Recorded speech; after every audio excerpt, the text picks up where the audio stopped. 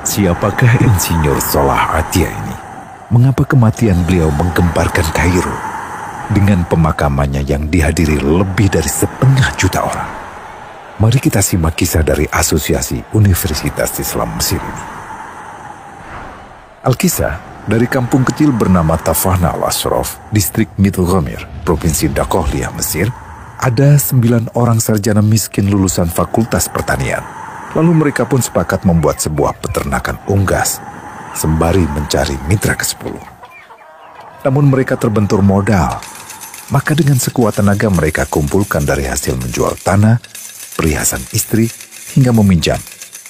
Meski tidak banyak terkumpul, namun mencukupi untuk memulai usahanya.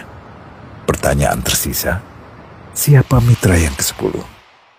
Insinyur Solah, satu dari mereka, pun berkata, "Aku sudah menemukan mitra yang ke-10.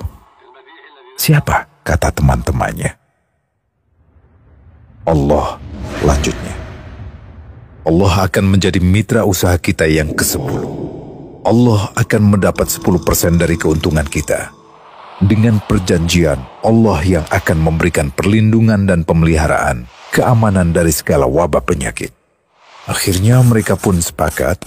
Kontrak kerjasama pun ditulis secara rinci dan dicatatkan ke notaris, lengkap dengan peran mitra ke-10 tersebut. Tak disangka, setelah 1 musim bisnis mereka langsung meroket, jauh dari yang dibayangkan sebelumnya. Lalu mereka pun kembali bersepakat menambah jatah keuntungan mitra ke-10 menjadi 20% di musim kedua, dan begitu seterusnya hingga mencapai 50%. Lalu bagaimana keuntungan mitra ke-10 itu dialokasikan? Dimulai dengan membangun sekolah dasar Islam putra, lalu lanjut putri, kemudian sekolah menengah putra, kemudian putri. Tambah lagi madrasah aliyah putra, lalu putri. Tapi karena keuntungan terus membanjir, akhirnya dibentuklah Baitul Mal. Dan mereka pun mengajukan ke pemerintah untuk membangun universitas di kampung. Awalnya ditolak dengan alasan tiadanya akses bagi para mahasiswa. Tak berapa lama mereka pun mengajukan pembangunan universitas lengkap dengan stasiun kereta beserta jalurnya dengan biaya mandiri. Akhirnya permintaan ini disetujui, dan pertama dalam sejarah Mesir berdirilah sebuah universitas di perkampungan kecil.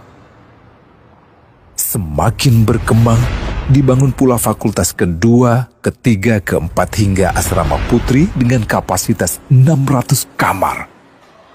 Lalu asrama putra dengan 1.000 kamar. Tiket kereta api pun digratiskan untuk memudahkan transportasi menuju kampung tersebut. Tak cukup hanya itu, dibangun Baitul Mal berikutnya hingga hilang kemiskinan di daerah tersebut. Dan program ini diduplikasi ke kampung-kampung lain hingga bisa dikatakan tak ada kampung yang disinggahi Insinyur Solah kecuali akan dibangun Baitul Mal untuk warga. Bantuan pun diberikan untuk fakir miskin dan para janda. Pemuda pengangguran pun dilatih untuk mengelola perkebunan sayur hingga mandiri, bahkan sampai bisa mengekspor ke negara tetangga. Pada saat panen raya, seluruh penduduk dikirimi paket sayur. Di hari pertama Ramadan diadakan buka puasa bersama untuk seluruh penduduk desa. Mereka memasak dan hadir ke lapangan yang dipenuhi beraneka makanan.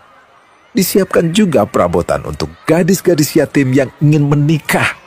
Dan ini semua merupakan sedikit dari banyaknya kebaikan yang dilakukan oleh Insinyur Solah. Hingga pada akhirnya disepakatilah keuntungan perusahaan 100% untuk Allah. Insinyur Solah yang awalnya adalah salah satu mitra usaha berubah menjadi karyawan Allah. Dia hanya menerima gaji, namun dia memberikan Tuhannya syarat agar membuatnya hanya butuh kepadanya dan hanya meminta kepadanya. Inilah sosok Insinyur Solah Atia, aktor utama kisah menakjubkan ini. Keikhlasannya membuat ia sama sekali menolak terkenal di media massa. Dan kini